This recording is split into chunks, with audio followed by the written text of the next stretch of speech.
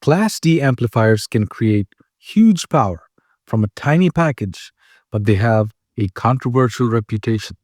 Words like analytical, sterile, and lifeless get thrown around a lot.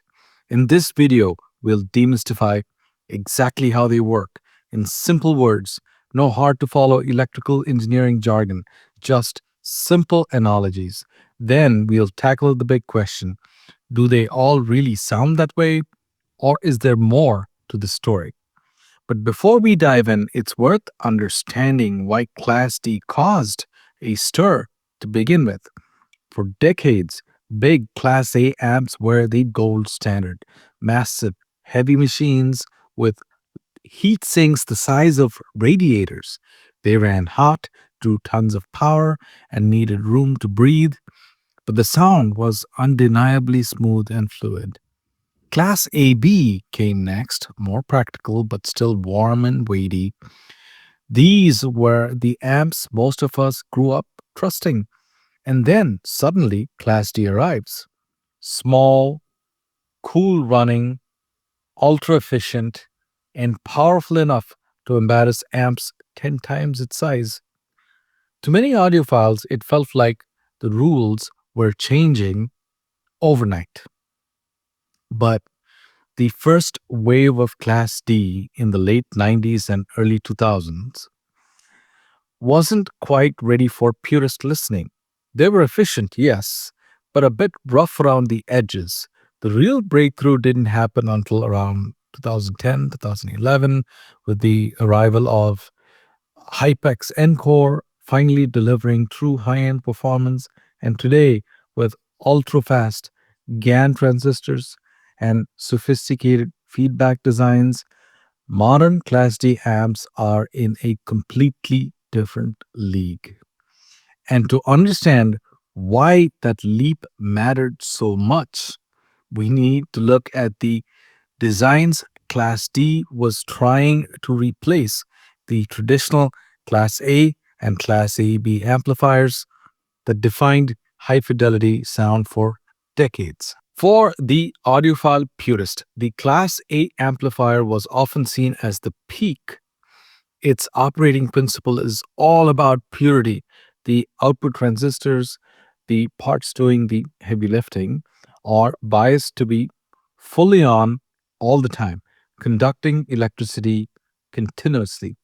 Imagine a water faucet that's always open, with the music signal simply making the flow stronger or weaker, but never shutting it off. This continuous flow is the secret to Class A's magic. Because the transistors never switch off, there's no crossover distortion, a sonic artifact that can crop up in other designs. The result is an incredibly smooth and detailed sound, often described as rich or warm. But this purity comes at a huge cost. All that current generates a colossal amount of heat. A typical Class A amplifier is only about 20 to 25% efficient. That means for every 100 watts of power it consumes, only 20 or 25 watts actually reach your speakers.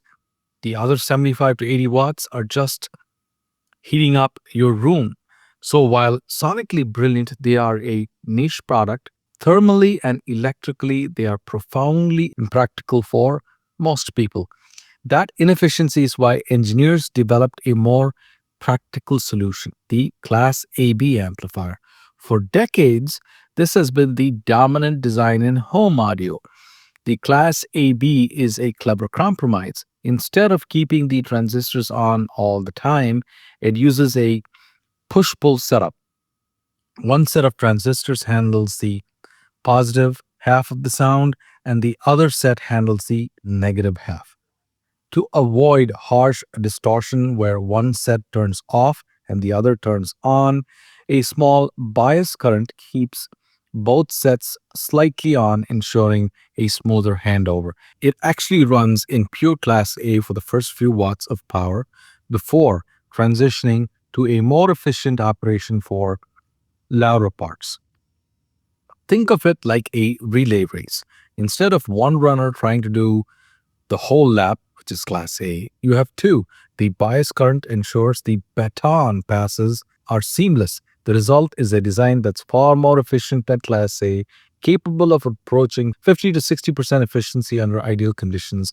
This means less heat, smaller heat sinks, and more power for a given cost. Class AB became the workhorse of the audio industry, offering a fantastic balance of sound quality and practicality. But even with this improvement, a lot of energy was still wasted as heat, especially as the demand for more power grew. The problem remained: how do you get massive power without a massive, heavy, hot amplifier?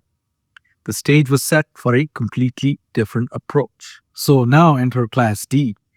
And let's get one thing straight right away. The D does not stand for digital.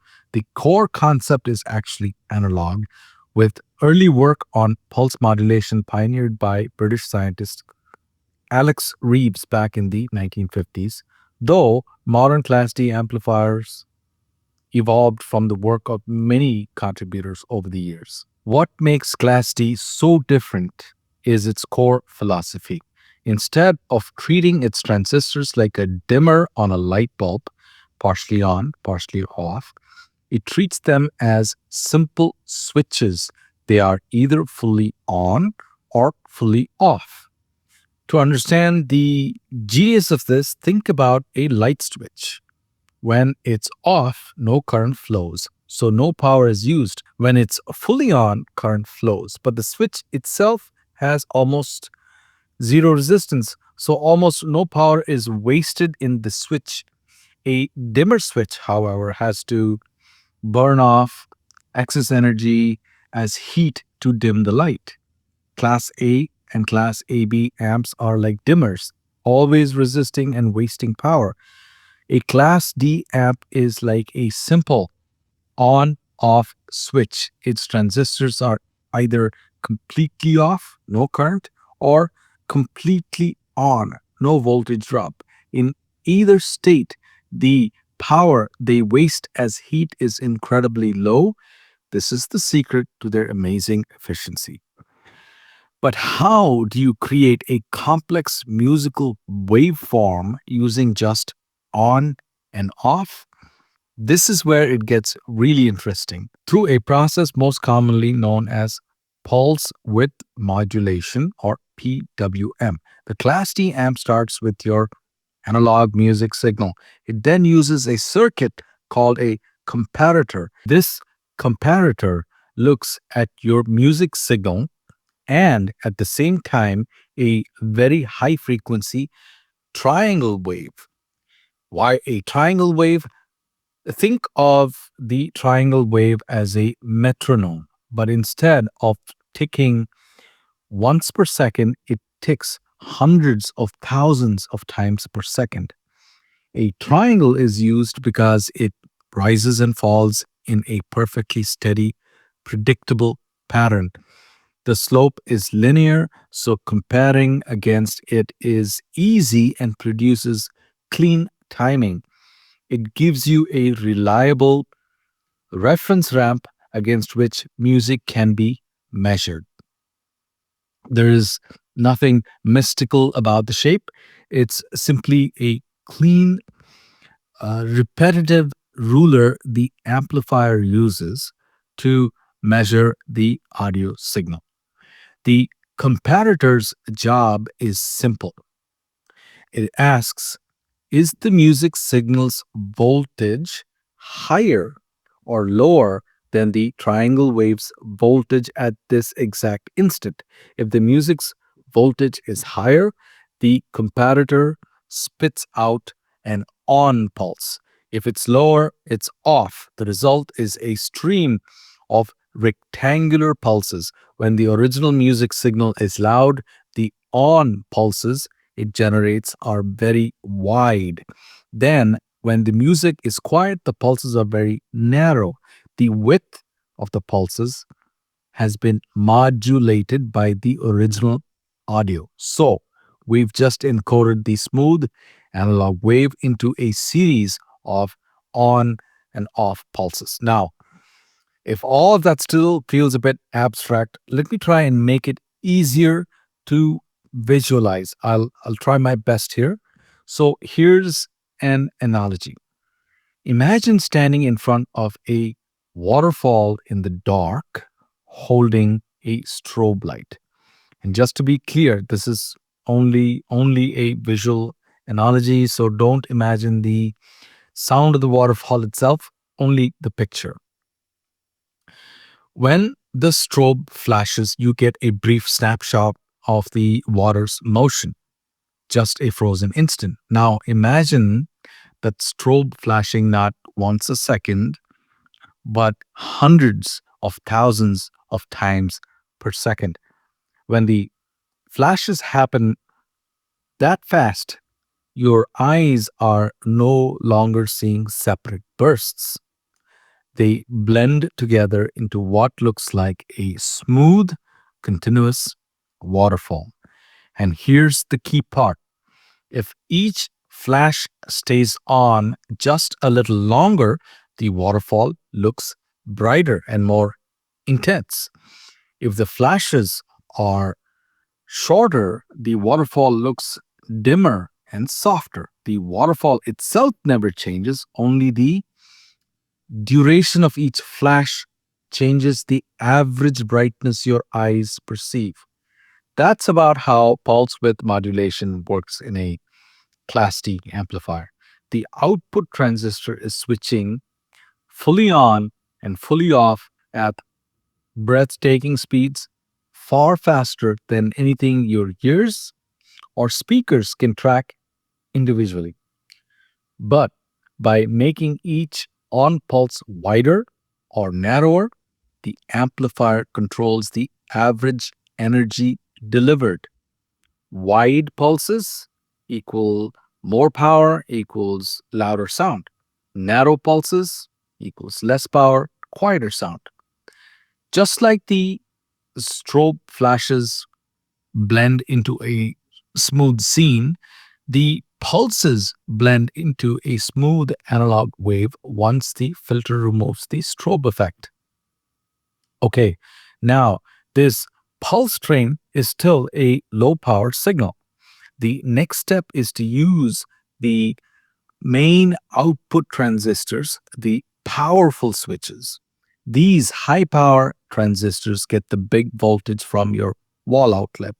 The weak PWM pulse train tells them to fully switch on or off hundreds of thousands of times per second, mimicking the pulse pattern. What you get is a high power version of that same PWM signal. Now, of course, you cannot send a high frequency square wave directly to your speakers. They need a smooth, continuous analog signal. So, the final crucial step is a simple low pass filter, usually just an inductor and a capacitor. This filter acts like a sieve. It passes the low frequency content that includes the entire audible music band, and it blocks the extremely high frequency switching components that your speakers cannot reproduce. What comes out of the filter is a well reconstructed, high power version of the original audio signal. The rapid pulses have become smoothed out, their energy averaged into a replica of the music, only now it's much, much stronger. Now we get into the heart of the debate. That stereotype that has haunted Class D for decades. For years, audiophile forums and reviews were filled with the same words: cold, sterile, lifeless, and of course, analytical. The implication was that Class D was technically efficient but emotionally empty. And honestly, for a long time, that reputation wasn't entirely wrong. The early generations of Class D amps had some very real audible flaws.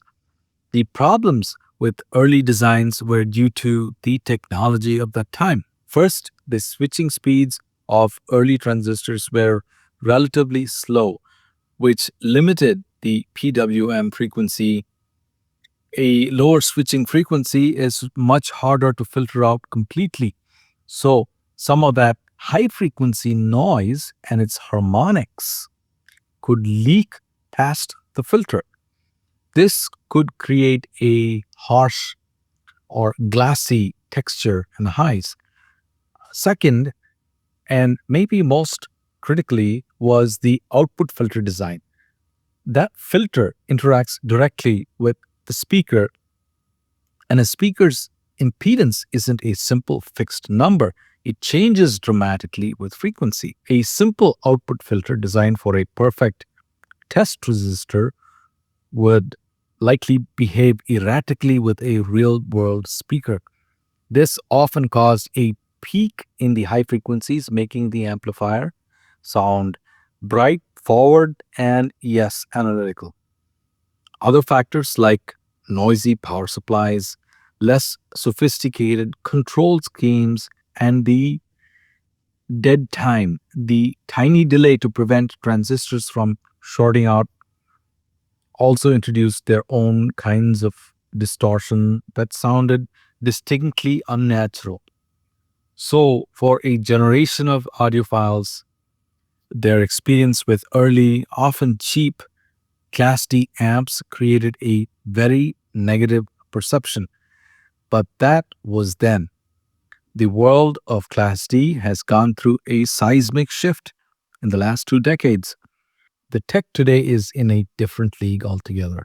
First, switching speeds are now incredibly fast thanks to modern MOSFETs and especially the new gallium nitride or GaN transistors.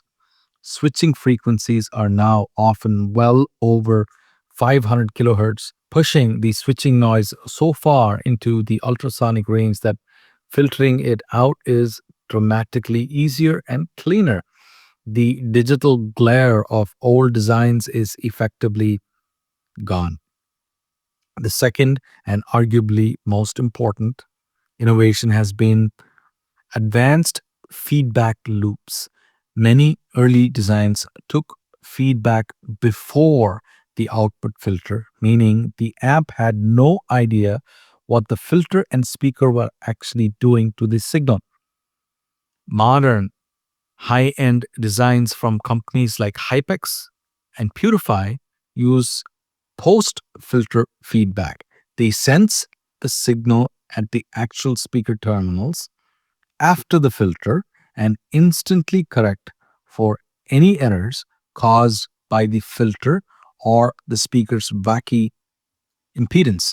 This makes the amplifier's performance incredibly consistent and load independent, killing the bright, erratic sound of older designs.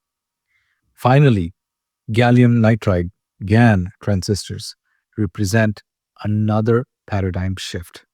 Compared to silicon, GaN can switch faster, cleaner, and with less resistance. This allows for a near perfect switching waveform with much less dead time distortion that we addressed, leading to a cleaner, more accurate sound. GaN lets designers build amps that aren't just efficient, but achieve a level of measured audio performance that was previously, frankly, unthinkable. So, what do modern, well designed Class D amplifiers actually sound like? The answer, which might disappoint some, is that the best ones don't really sound like anything at all. The goal of today's top Class D designs is ultimate accuracy and transparency. They have vanishingly low levels of noise and distortion and a dead flat frequency response and massive power that provides effortless dynamics. They come closer than ever to the idea of a straight wire with gain. They simply amplify the signal you feed them without adding their own color or character. What some listeners called cold and analytical in older designs was often just high frequency distortion and response peaks. With modern designs, that same quality might be better described as clarity, precision, or honesty. A highly transparent amplifier will ruthlessly reveal the quality of the recording. A beautifully recorded warm track will sound exactly that. A poorly recorded compressed track will have all its flaws laid bare. The amp isn't adding coldness, it's just refusing to add a layer of warm distortion to cover up the blemishes. Some listeners, used to the pleasant harmonics of tube or Class A amps, might interpret this lack of coloration as a lack of musicality. But for many others, it's about hearing the recording exactly as the artist and the engineer intended. In my experience, amps from Wired for Sound, like models STI 1000 or the Power Amp version ST 1000 or the SX monoblocks, sound really good, not cold or analytical in any way, unless the source music is that way. Also, the Purify based NAD C298, also the newer Peachtree amplifiers, are really nice. It's also critical to remember that an amplifier is just one part of your system. The final sound is the synergy between your source, preamp, amplifier, speakers, cables, and your room's acoustics. Blaming an amp for a cold sound when it's paired with an analytical DAC and bright speakers is missing the big picture. A great Class D amp's transparency means it will faithfully pass along the character of whatever comes before it. If you want a warmer sound, you can pair it with a tube preamp or a warmer DAC to get the balance you want. There is also a psychological element, I feel. For generations, audiophiles have equated quality with weight. A heavy amp felt serious. A lightweight, cool running box that produces 500 watts can feel suspicious. But the days when performance was proportional to weight are over. Today's best measuring amplifiers are compact, efficient, and astonishingly powerful. So, a bit of a recap. We saw how the immense inefficiency of traditional amps like Class A created a problem that Class D was just born to solve. We demystified its operation, seeing how it cleverly uses high frequency pulses to amplify music with incredible efficiency. And most importantly, we've tackled the controversy over its sound. We've learned that the reputation for being analytical is largely a relic born from the real limitations of early designs. Modern advancements like ultra fast switching, sophisticated feedback, and materials like GaN have created amplifiers that aren't just efficient, but are amongst the most accurate and transparent audio components ever measured. But that's just the theory. What really matters is what you hear with your own ears in your system. If all this talk about distortion, switching speed, and transparency got your mind going, you're going to love the next steps. Because Class D is only one piece of the puzzle. Your DAC's output stage, your preamp's gain, even the class of your power amp, A, AB, G, H, all of that shapes what you actually hear. So if you want to understand the whole chain, check out the videos on your screen. They'll tie everything together in a way that makes your system choices seem way easier.